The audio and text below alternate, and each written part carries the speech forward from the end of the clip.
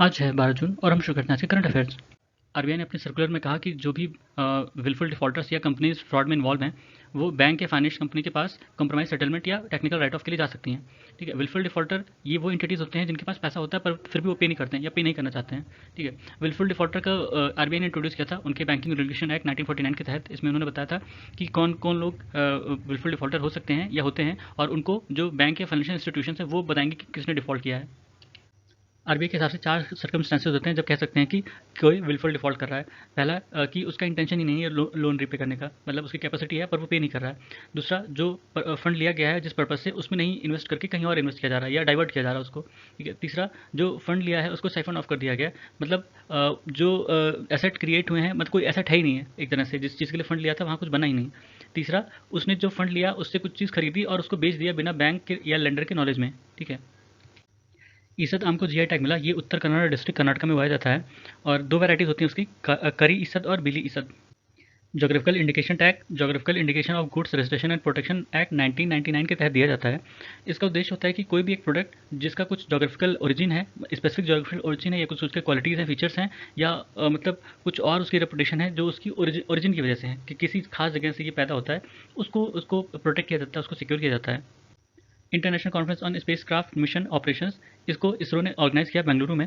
इसमें कई और संस्थाओं ने भी पार्टिसिपेट किया, जैसे इटालियन स्पेस एजेंसी और इंटरनेशनल एकेडमी ऑफ एस्ट्रोनॉट, जिन्होंने कोलैबोरेट किया इसमें। फिर है डियागो ग्रासिया आइलैंड। ये सेंट्रल इंडियन ओशन में पड़ता है और ये चैगोस आर्कीपेलागो का सबसे बड़ा मेंबर है कह सकते हैं, और ये कोरल एटोल है, कोरल आइलैंड, और ये ब्रिटिश इंडियन ओशन टेरिटरी का हिस्सा है। इसको सबसे पहली बार पोर्तुगीज़ ने ढूंढा था 16वीं सेंचुरी में, उसके बाद ये ब्रिटिश के हाथ पड़ा। चैगोस आर्कीपेलागो है जो ब्रिटिश इंडियन टेरिटरी का हिस्सा है और इसको मॉरिशस क्लेम करता है। ठीक है। 1810 में यूनाइटेड किंगडम ने मॉरिशस को कैप्चर कर लिया था और फ्रांस ने ये टेरिटरी सीट की थी ट्रीटी ऑफ पेरिस के तहत। फिर 1965 में जब मॉरिशस इंडिपेंडेंट हुआ था 1968 में, 65 में ब्रिटिश ने क्या किया कि इस आर्कीपेलागो को अलग कर दिया मॉरिशस से। ठीक है। बाद में 1966 में यूके ने इसी आइलैंड को यूएस को दे दिया लीज पर कि वहाँ पे वो एयर और नेवल बेस बना ले। बाद में 2017 में यूएनजीए ने रेजोल्यूशन पास किया और कहा कि जो 1968 में डीकोलोनाइजेशन प्रोसेस हुआ था वो लॉफुल था। और उसी के बाद वो 2019 में जो इंटरनेशनल कोर्ट ऑफ जस्टिस है उसने कहा कि ब्रिटेन के ऊपर ये ऑब्लिगेशन है कि वो जो चैगोस आर्कीपेलागो पर उसका एडमिनिस्ट्रेशन उसको ख़त्म करे और जो मिलिट्री एयरबेस है वो भी वहाँ से हटे।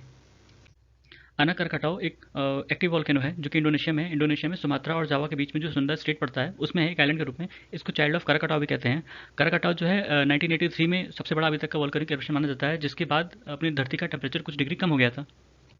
जापान की एयर सेल्फ डिफेंस फोर्स ने अभी रिसेंटली पीएलए की Y9DZ इलेक्ट्रॉनिक वॉरफेयर एयरक्राफ्ट को अभी पैसिफिक ओशन के ऊपर इंटरसेप्ट किया था। ठीक है। जतन वर्चुअल म्यूजियम बिल्डर, ये सेंट्रल गवर्नमेंट का प्लान है जिसके तहत वो जितने भी हमारे म्यूजियम हैं उनको 3D डिजिटाइजेशन करेंगे। और इसके लिए उन्होंने कुछ कंपनी हायर की हैं, जैसे human centre design and computing group, centre for development of smart computing Pune. ये इसको डिज़ाइन और डेवलप करेगा इन सारे म्यूजियम्स को। पीएम स्वनिधि स्कीम 2020 में लॉन्च किया गया था ministry of urban housing and affairs के द्वारा।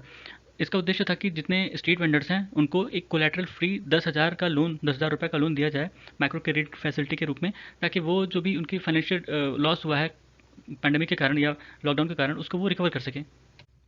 गिलगिट मैन्युस्क्रिप्ट 5वीं 6वीं शताब्दी के आसपास लिखे गए थे और ये पेड़ों की छाल पर लिखे गए थे। इसमें डॉक्यूमेंट्स जो भी लिखे गए हैं, और ये बिलोंग करते हैं जो जैनिज्म और बुद्धिज़्म के रिलीजियस फिलोसफिकल लिटरेचर है उससे।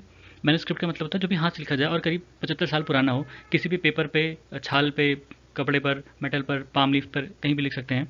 और ये किसी भी लैंग्वेज स्क्रिप्ट में हो सकता है, जैसे कि हमने देखा है कि संस्कृत जो है वो ओरिया स्क्रिप्ट, ग्रंथ स्क्रिप्ट, देवनागरी स्क्रिप्ट, इन सब स्क्रिप्ट में लिखी जा चुकी है। अलग अलग पाम उस पर मैन्युस्क्रिप्ट देखा गया है।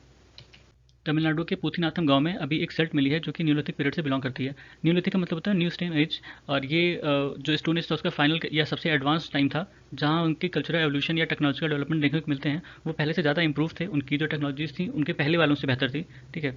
और वेपन्स काफ़ी शार्प और सर्कुलर शेप में, सब चीज़ें काफ़ी सिस्टमेटिक ढंग की उस समय के हिसाब से, अभी के हिसाब से नहीं। अभी एक रिसेंट स्टडी में पाया गया कि अफ्रीका से जितने भी ह्यूमंस बाहर गए हैं उनके कुछ न कुछ जीन जो हैं वो मतलब 1 से 4% तक वो निएंडरथल जीन से मिलते हैं। निएंडरथल्स ह्यूमन जो अभी होमो सेपियंस के बहुत करीब थे और उनको होमो निएंडरथलिस कहा जाता है, और वो ज़्यादातर यूरोप में थे और थोड़े बहुत एशिया के पार्ट में भी थे। ठीक है। तो ये थे आज हमारे करंट अफेयर्स। सुनने के लिए धन्यवाद।